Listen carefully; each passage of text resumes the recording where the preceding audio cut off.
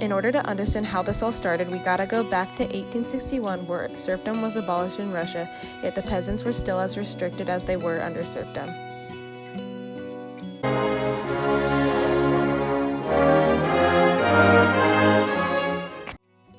During the Russo-Japanese War, Tsar Nicholas II led his troops into battle. With no military experience, he was a very poor leader and sent his troops into battle unprepared, including not even having shoes. Go. You don't have shoes. I don't care. Go.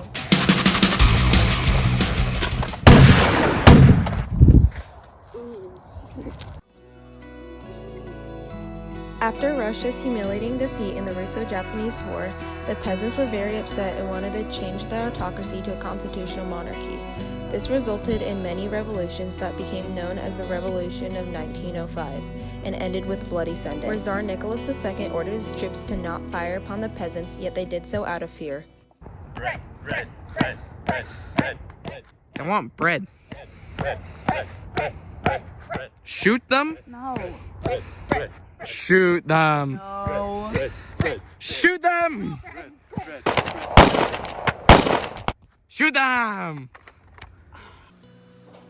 Fine, you petty peasants.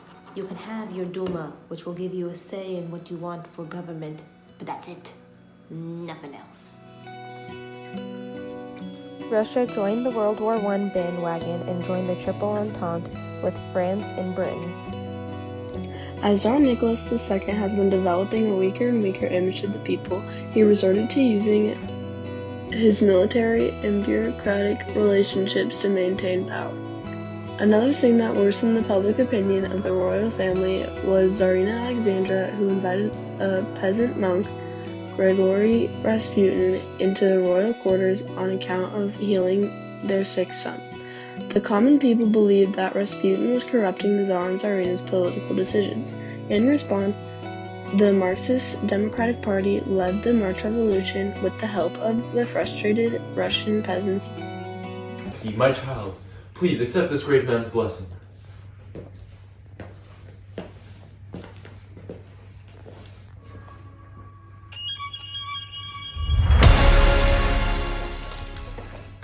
Alright, Alexandra. What's up with all the peasant revolts? I don't know. We should ask our trusty advisor, Rasputin. It's probably nothing. We should just raise the taxes. That's a bunch of Bolsheviks!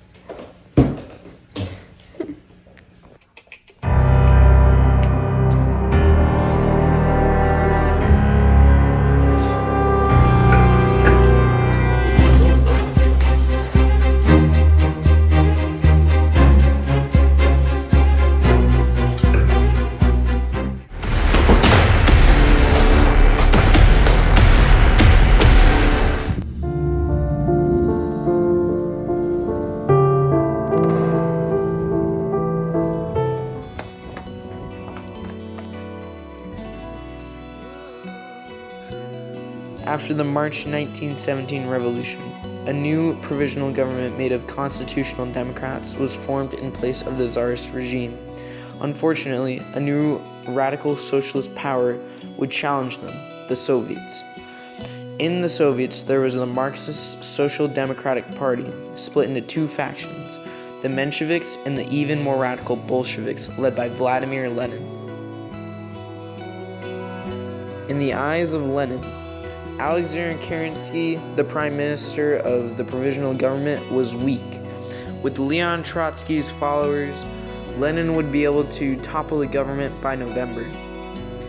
As the chairman of the Communist Party, Leon Trotsky had the influence to lead the Petrograd Soviets into revolution. Due to losing territories and having to deal with the revolutions inside of the country, Russia had to sign the Treaty of Brest-Litovsk, which ended their involvement in World War I. Soon after the provisional government had been replaced, the Russian Civil War broke out between the Reds and the Whites. The Reds were the communist Bolsheviks and their supporters, and the Whites were all who opposed the Red. The Whites lost for two major reasons, despite their overwhelming numbers. The Reds assassinated the royal family, and the Whites issued pogroms. Hear me out though. We issue a pogrom. Pogroms get rid of Jews. The Reds have Jews. We get rid of the Reds. I don't know, kind of works out.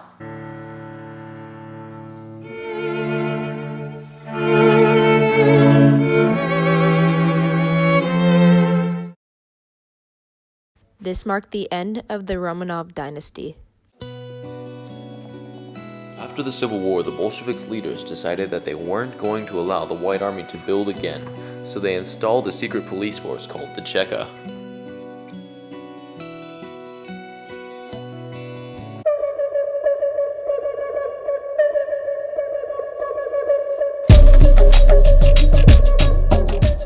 After the Bolsheviks had secured political power, Vladimir Lenin had decided it was time to deal with Russia's financial situation, and he developed his new economic plan, which was a modified version of the old capitalistic system.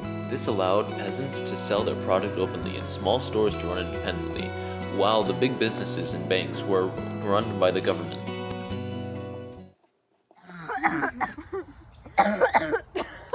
Nice.